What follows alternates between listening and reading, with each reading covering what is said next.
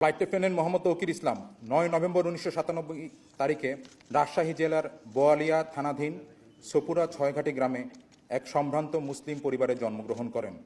তার পিতার নাম মোহাম্মদ তহুরুল ইসলাম এবং মাতার নাম মোসাম্মদ সালেহা খাতুন। এই মেধাবী কর্মকর্তা ২০১৪ সালে পাবনা ক্যাডেট কলেজ হতে এসএসসি ও ২০১৬ সালে একই কলেজ থেকে এইচএসসি পরীক্ষায় সফলতার সাথে উত্তীর্ণ হন। তিনি ২০২০ সালে Bangladesh university of professionals BUP থেকে বিএসসি অ্যারোনটিক্স ডিগ্রি অর্জন করেন। কর্মকর্তা ২২ ডিসেম্বর ২০১৬ তারিখে বাংলাদেশ বিমান বাহিনী একাডেমিতে যোগদান করেন এবং সফলতার সাথে প্রশিক্ষণ শেষে ১ ডিসেম্বর ২০১৯ তারিখে জিডিপি শাখায় কমিশন লাভ করেন।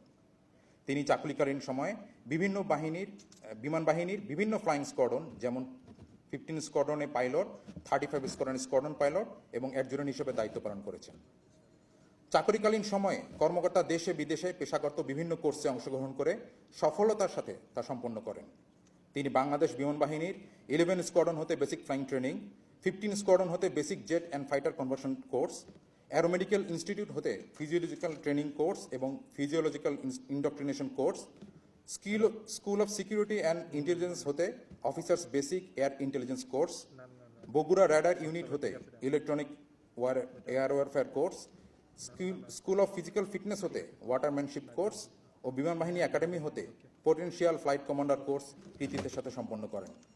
এছাড়াও তিনি অতি সম্প্রতি ভারত হতে operational in training aerospace medicine fighter course সফলতার সাথে সম্পন্ন করেন।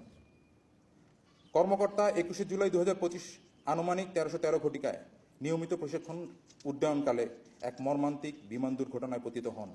পরবর্তীতে সম্মিলিত সামরিক হাসপাতাল ঢাকায় চিকিৎসাধীন অবস্থায় মৃত্যুবরণ করেন।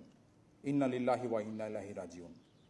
মরহুম কর্মকর্তার কমিশন চাকরি ৫ বছর ৭ মাস ২১ দিন এবং মৃত্যুকালে তার বয়স হয়েছিল ২৭ বছর ৮ মাস ১৩ দিন। মৃত্যুকালে তিনি মা বাবা, স্ত্রী এবং অসংখ্য গুণগ্রাহী রেখে গেছেন। বিমান বাহিনীতে তিনি অত্যন্ত সততা, নিষ্ঠা ও দক্ষতার সাথে তার অর্পিত দায়িত্ব ও কর্তব্য পালন করেছেন। আমরা তার বিদেহী আত্মার মাগফিরাত কামনা করছি এবং মরহুমের শোক সন্তপ্ত পরিবারের প্রতি সমবেদনা জ্ঞাপন করছি।